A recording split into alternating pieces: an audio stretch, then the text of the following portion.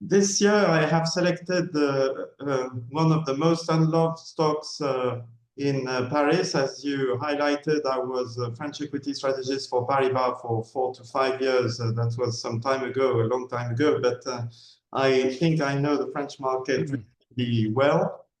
And I certainly have known Edenred since it was part of Accor at that time, the hotel group. So what are the Edenred's origins? Edenred is part of the CAC 40, by the way. So it's a large cap which has trying to being mistreated as a mid cap, although the timing is almost perfect by 2 days. We should have had this presentation 2 days ago. It would have been even better because yesterday the stock jumped by 20%. On great news, and I will come back to that. But still, even though the stock is 20% higher than when I wrote these slides, the investment case is compelling, and Edenred is still a bargain to me. So who is Edenred? It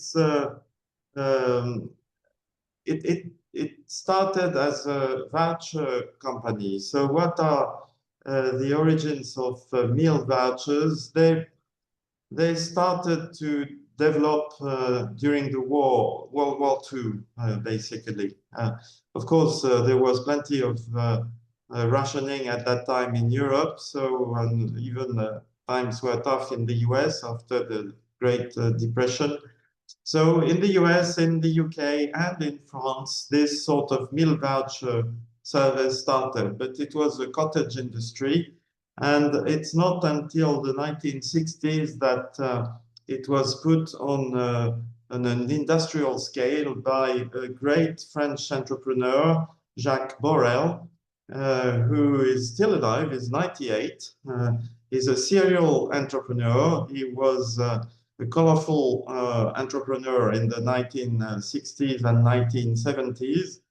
But he did create both this voucher company, and as he's a serial entrepreneur, he created also a hotel business and a catering business, etc., etc.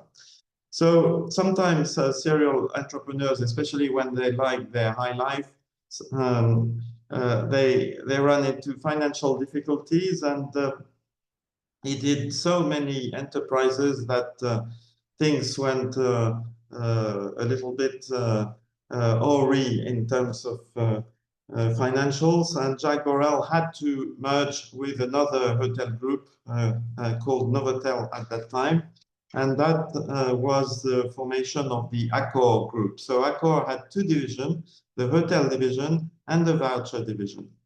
The voucher division was very successful. It was called Ticket Restaurant. It was initially a meal voucher business, and it was very successful because that's a great business.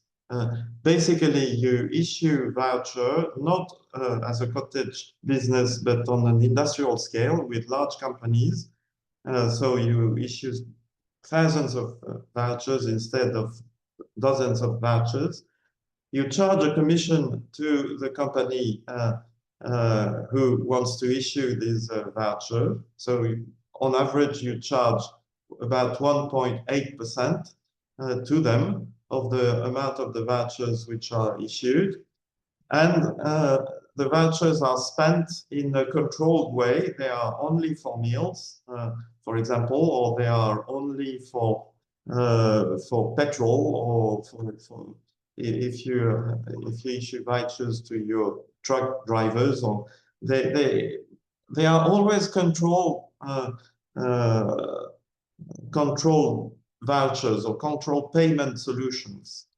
And that is very important because that's the future of the business. Of course, it's easy to issue vouchers, and it's even easier than issuing Bitcoin or cryptocurrencies.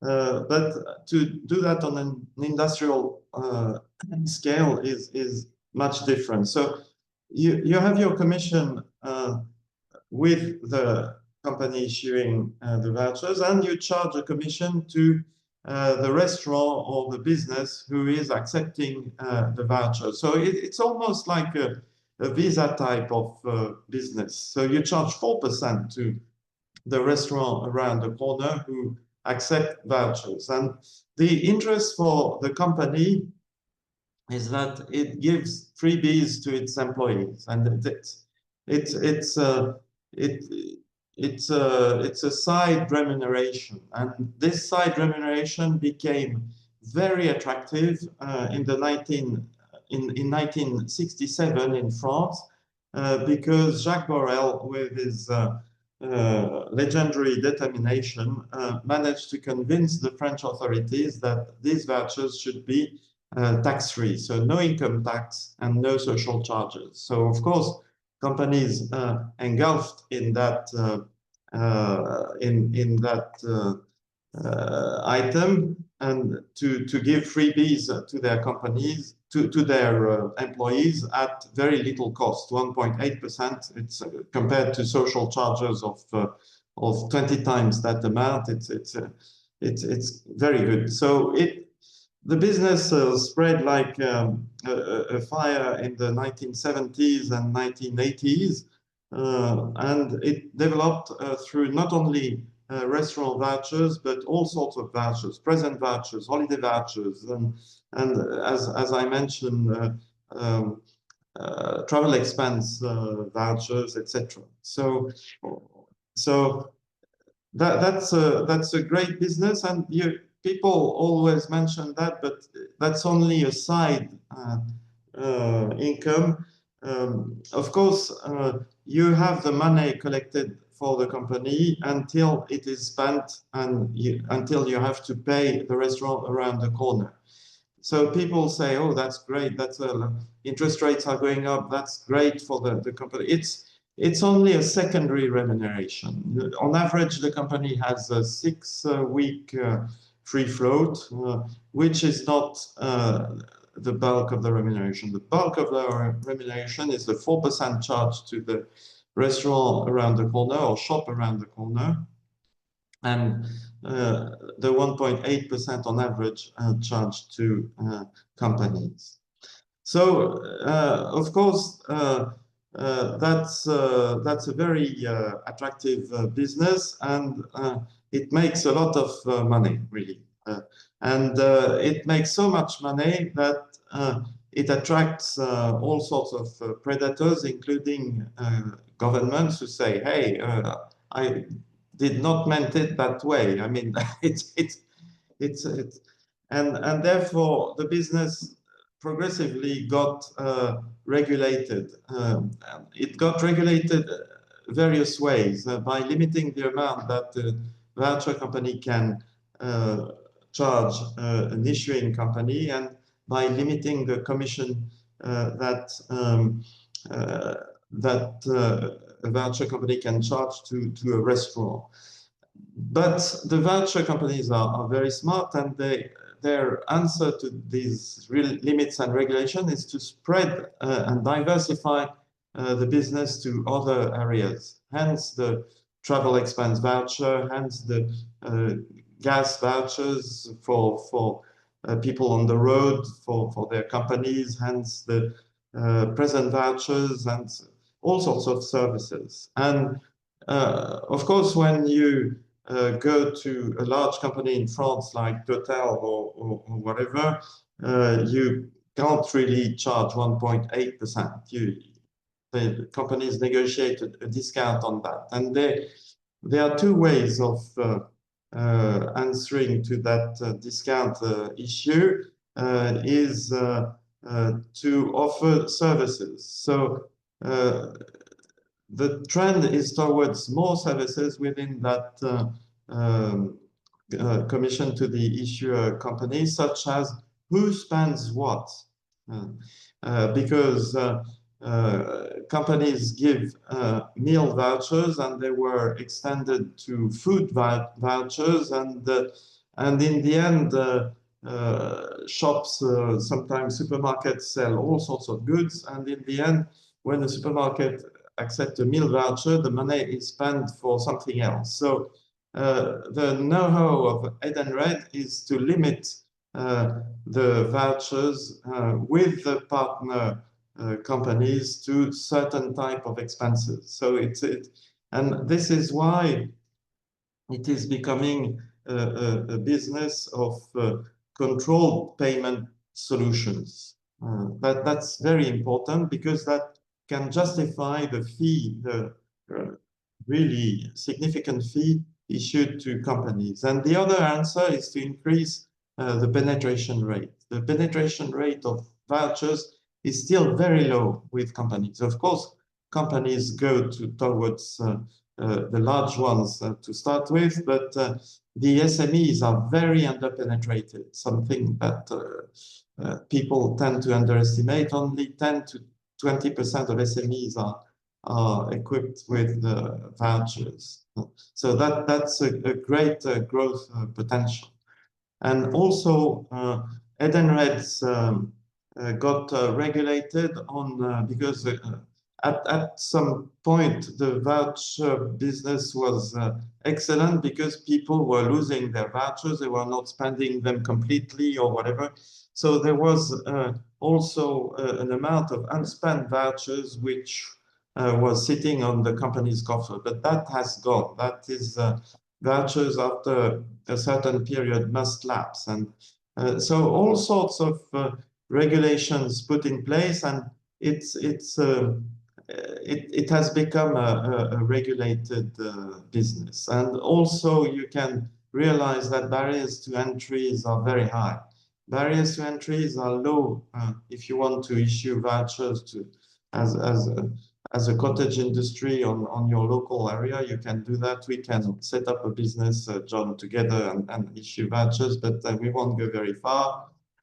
If Total or L'Oreal wants a voucher program, they won't talk to us. They will talk to Edenred or a company able to manage very professionally and very strictly the voucher business. So barriers to entries are very high because of that technical know-how to manage these payment control payment solutions. And therefore, as barriers to entries are very high, cottage industries do not develop. And in practice, on each market, there is a concentration of the business between 3 to 4 to 5 players, sometimes 6, but normally there are 4 players.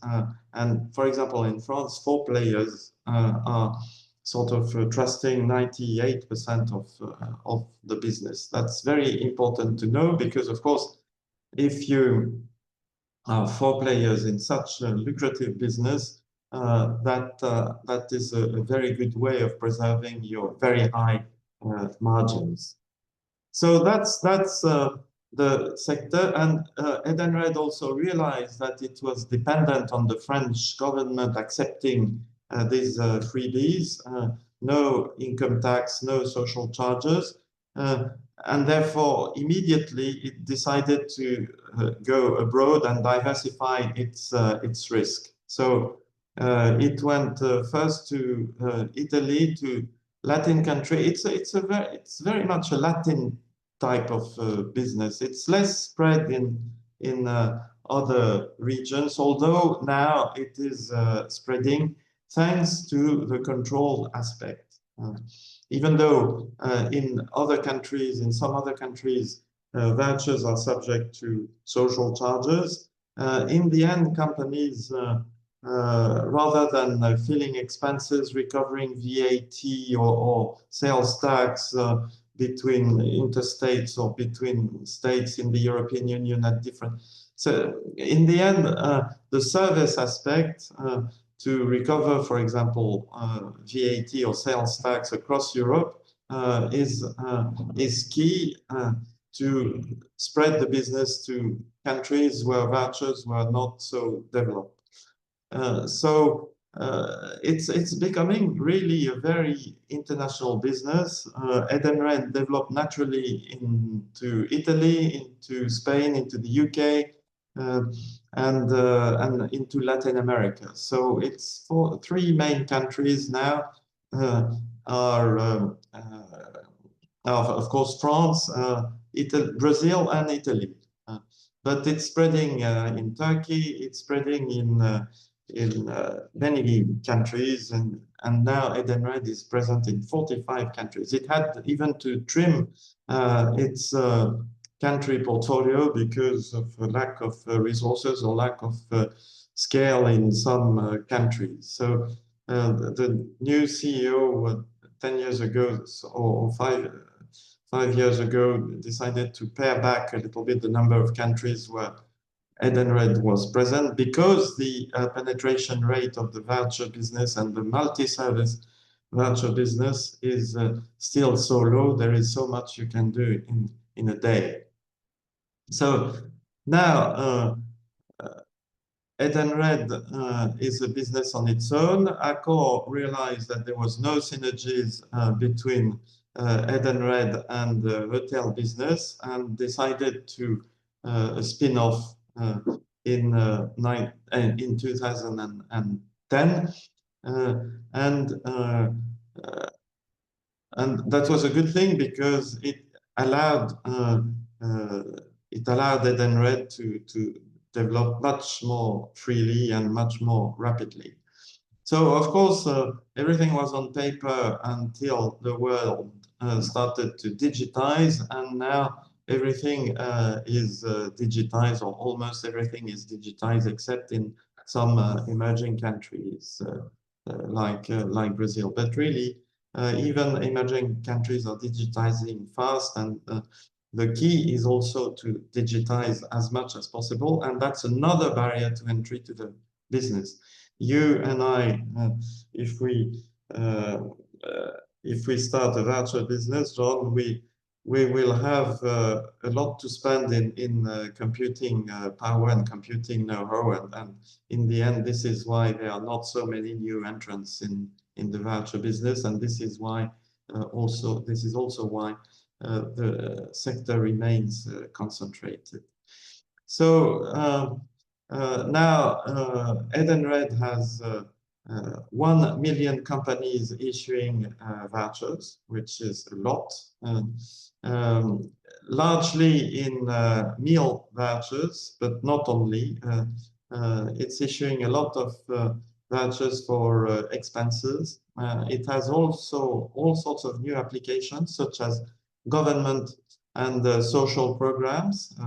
It's a good way of distributing aid in a controlled way, so that the recipient of the state aid cannot spend his meal vouchers to buy a new sound system, for example. Edenred has the know-how to prevent this to happen.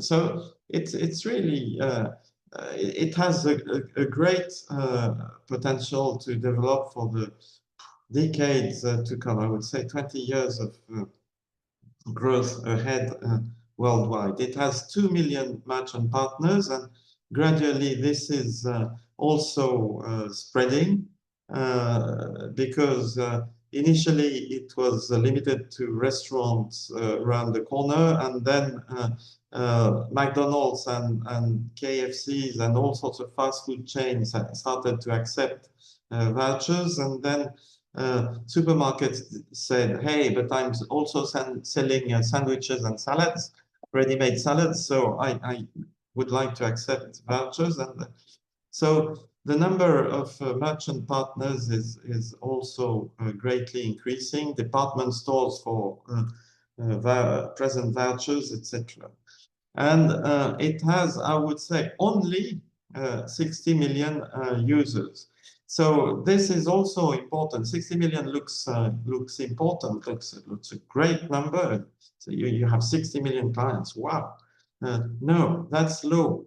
That's low because initially companies are targeting, again, large companies. Of course, you want to do business and have volume fast, and you go to Total, you go to L'Oreal, you go to BP in the UK, you go to whatever the top 20, 40, 60, 100 companies in the country, but the business still has a lot of potential, and I think that in the 45 countries where Edenred is present, there are probably 600 million people. So you can see that the growth potential is on multiple axes.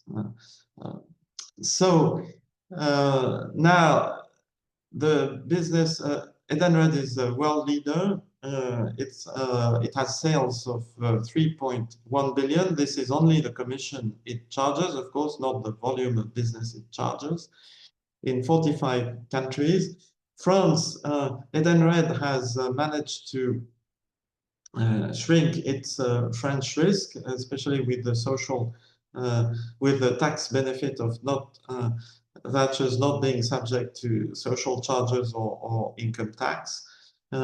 So it's only 12% of operating profits now, France. Again, the top three countries being Italy, France, Brazil, and Italy. But it's present really worldwide, less so in Asia, but it's starting. It's now, for example, I saw the company about 6 months ago, and they were very happy because finally, after 10 years of efforts, vouchers are starting to penetrate Japan, for example. And in Japan, you have 120 million people. So that's a true multinational payment solution companies, and the reason, one of the two reasons why yesterday the stock jumped by 20% is that not only they announced excellent Q3 numbers, but they announced a partnership with Visa. So this partnership with Visa is key to recommend Edenred to me,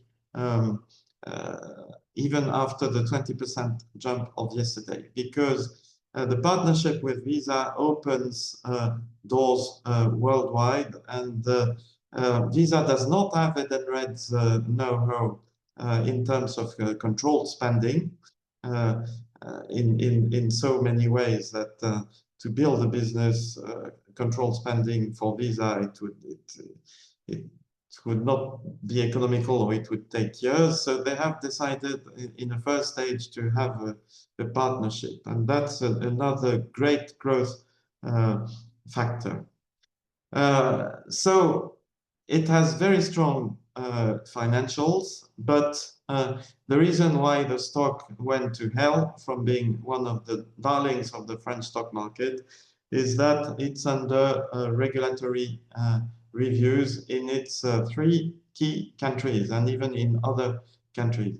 I mentioned before, when you have a pot of honey, you attract wasps or bees, and so the states are always trying to, when they see the profits, and of course you are dealing with low-income people, or so you're always tempted for social reasons to meddle with the business, or mingle with the business, and therefore there are regular regulatory reviews or fines, because the business is concentrated, as I mentioned. So regularly you have some people saying, "Oh, but that's a that's a cartel," and there was a big fine in France 10 years ago, or something, a 400 million fine, which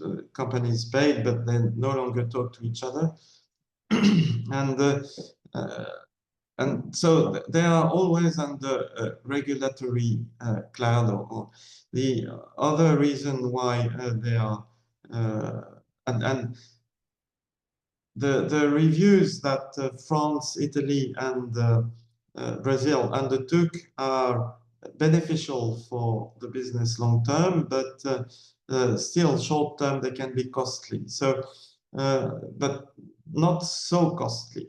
So let's take the Italian case, which is now the settled case, or almost settled case.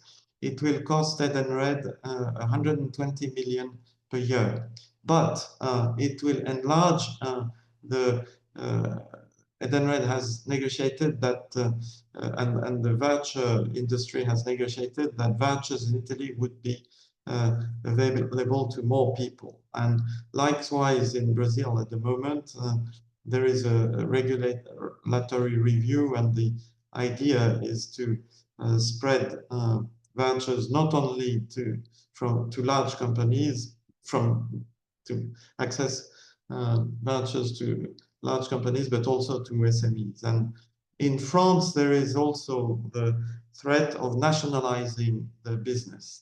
So the business was nationalized for holiday vouchers for social reason, and for because of a socialist tradition in France. So now it's a government agency running the holiday business in France, and I don't draw you the picture. It's not working. It's not efficient. It's bureaucratic, etc. To the point where this government agencies is resorting to voucher companies to subcontract the operations. But because the three key countries of Edenred decided to review the sector, the company the stock price went from heaven to hell. And because it is in hell, but it's exiting hell since yesterday, I thought it was a great time to buy it. It has a 5 billion market cap, which is about I think at its peak it was 18 or 20 billion market cap before the worry of the market. The market got over worried because it's not an easy business to understand when you don't dig into it. And all what I have explained to you is not obvious to perceive initially. And also in Europe, there were all sorts of payment companies which did not go that well, if you see what I mean, in Germany, for example, or even in France. So it was associated with different payment companies, which are different businesses. They are not voucher-based businesses.